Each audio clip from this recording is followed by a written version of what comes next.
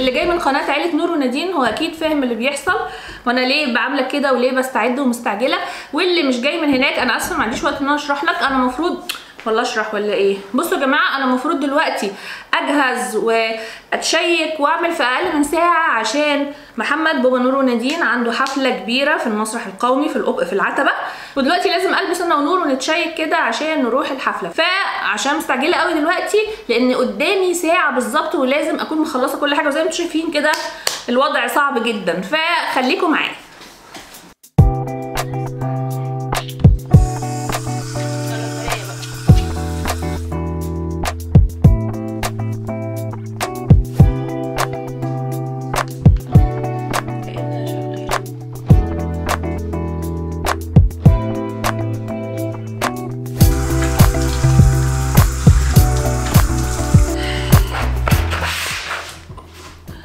انا مش عارفه انا شكلي ايه في المنظر ده، اكيد مش احسن حاجه يعني، بس معلش استحملوا بقى، لان انا مش عايزه اعمل شعري عند الكوافير، عايزاه يبقى كيرلي طبيعي، فعشان كده لفيته من الصبح. وزي ما شفتوا كده غسلت وشي وعملت اللي هو السكرابنج ده بتاع نور، كنت جايبه لها في عيد ميلادها وطمعت فيه.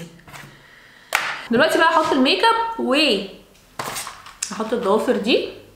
الضوافر دي يا جماعه ظريفه قوي، المفروض انها فيها دبل فيس من جوه، لزق دبل فيس، فبنشيل البتاع ونلزق فبيلزق لوحده، فربنا يستر وتطلع حلوه وما تقعش مني. وبرده هحط الرموش دي، وجايبه لها اللزق بتاع الرموش ده، يعني الموضوع هيبقى جامد جدا النهارده. فيلا مش هضيع وقتي عشان انا المفروض انزل الساعة 5:30 والساعة دلوقتي 5:50، فالمفروض اخلص الميك اب والضوافر والرموش والشعر واللبس كله في ساعة الا تلت. ربنا يستر. ايه اهمية الحفلة دي يا جماعة؟ الحفلة دي محمد هيعملها حفلة كبيرة لتكريم ناس فازوا في مسابقة في الاوبرا يعني، وهيعملوا الاغاني بتاعتهم في الحفلة. انا مش عارفة هقدر اجيب لكم حتة من الحفلة ولا لا لما اروح قصدي، هحاول يعني ان انا اصور لكم جزء منها. لو ما عرفتش بقى خلاص هو هنكتفي بالفيديو لغايه التحضير بس. فطبعا انتوا عارفين مرات المايسترو لازم تبقى ايمج كده وشكلها كويس، فانا بحاول ان انا اطلع يعني باحسن صوره. بقالي فتره طويله جدا ما حضرتش حفلات وما عملتش الميك اب بتاع الحفلات، فربنا يستر وما كنتش نسيت.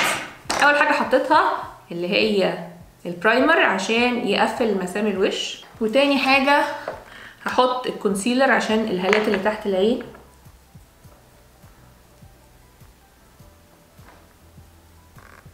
اصعب حاجه ان الواحد يعمل ميك اب وهو حاطط الحاجات دي على وشه.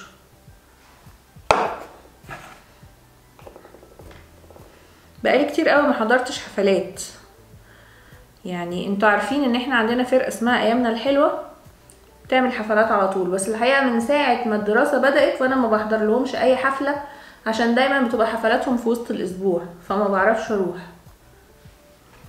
بعد ما احط البرايمر، بصوا يا جماعه دي اثار حبوب بخبيها برضو بالبرايمر.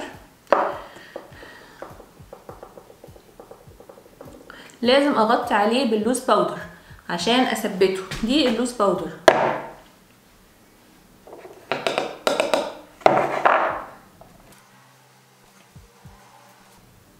عندي عيب كبير قوي في بشرتي يا جماعه بيضايقني جدا، وهو شايفين دي كانت حبايه كبيره قوي كبرت والتهبت كده، وبعد ما خفت سابت الاثر ده، فبحس ان انا مضروبه ببشله في وشي، فببقى متضايقه الحقيقه. بحاول اخبيها بقى بالميك اب وكده، او في الفيديوهات بعمل افكت في وشي، بس هي من الحاجات اللي مضايقاني في وشي قوي. طيب بعد ما عملنا البرايمر نعمل الفاونديشن. طبعا عشان دي حفلة مهمة فالواحد لازم ايه بقى يبقى مركز في المنظر.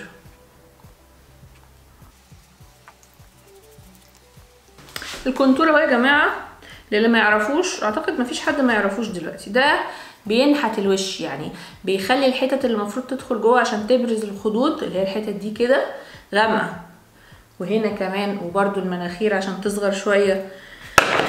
طبعا تاني مشكلة في وشي هي مناخيري، اعتقد ان كل البنات عندهم مشاكل في مناخيرهم. بس انا عندي المشكله بزياده شويه، خصوصا في الصور السيلفي يا جماعه، بلاقي مناخير وفي وش صغير كده. وبعدين نحط روج جو فوق الكونتور على طول، يعني فوق الحته المتكنتره. حلوه متكنتره دي. وبرده في المنطقه دي كده بيبقى الجزء اللي بيلمع ده بيبقى ظريف قوي. وهنحط بقى هنا اي شادو مدي على جريهات شويه عشان انا هلبس اسود. ان شاء الله يطلع حلو، انا متفائله.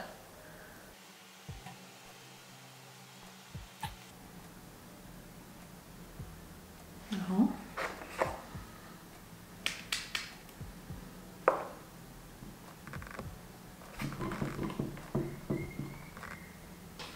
ابتديت اتوتر يا جماعه، وبصوا هبب تحت عيني هنا كده. والساعه دلوقتي 5 ودقيقتين، يعني قدامي نص ساعه بس.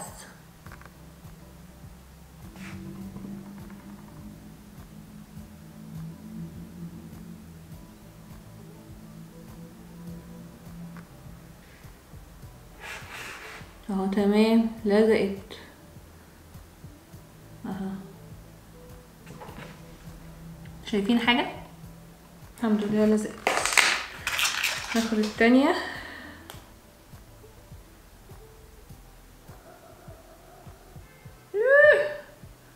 اهو كحل هبب الحمد لله. واخيرا ركبتها يا جماعه. طبعا في عك كتير في وشي بس هظبطه يعني.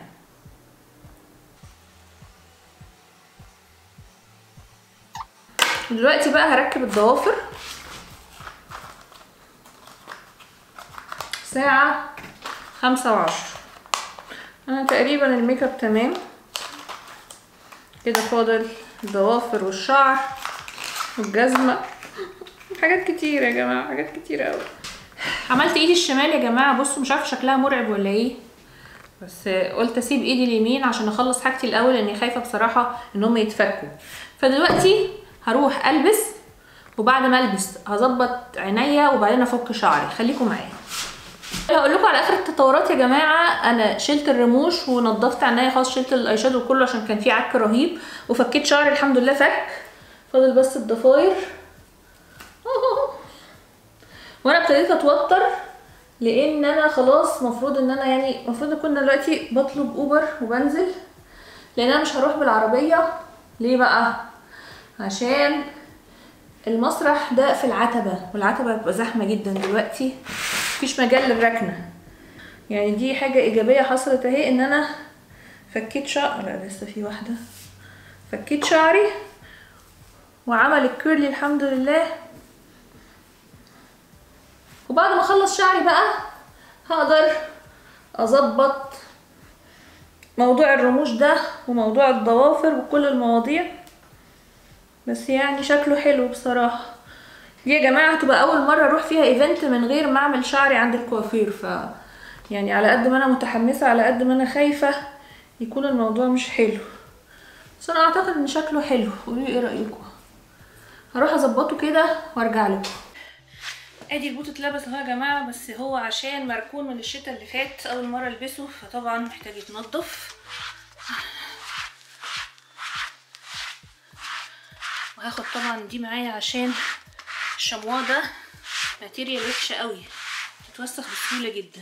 طب يا جماعه انا حطيت الرموش وظبطت شويه الايلاينر والاي شادو والماسكارا، وخلاص الوقت اتاخر جدا. الساعه دلوقتي 6:15 وانا المفروض انزل 5:30. انا مش عارفه طبعا نور عملت ايه ولا ايه اللي بيحصل. ف ادي الساعه، شويه اكسسوارز كده بقى عشان تظبط الدنيا. ممكن نلبس ده. طبعا الضوافر دي بتخلي الواحد مش عارف يتحكم في الحاجه قوي. بس تمام بقى خلاص يا جماعه، مفيش وقت للندم. فين السلسله؟ اهي السلسله.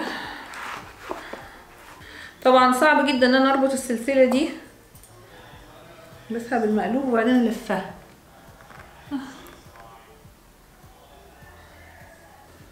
متهيألي كده تمام. اتحرك اظبط شعري واوريكم الفاينل لوك. هاخد معايا السكارف الحمراء دي عشان الدنيا غالبا هتبقى برد قوي. وده البرفيوم. انا شفت ضوافرك. ايه؟ انا شفت ضوافرك. بصي الرشه الاخيره. وزي ما شفتوا في الفيديو بتاع نور ونادين، خلاص نور عيانه ومش هتيجي معايا، وللاسف لازم انزل عشان لازم ابقى موجوده جنب محمد في اليوم ده. ويا رب يكون الفيديو عجبكم. انا مش عارفه هكمل ولا لا، بس هقفل احتياطي. يا رب يكون الفيديو عجبكم واشوفكم الفيديو الجاي.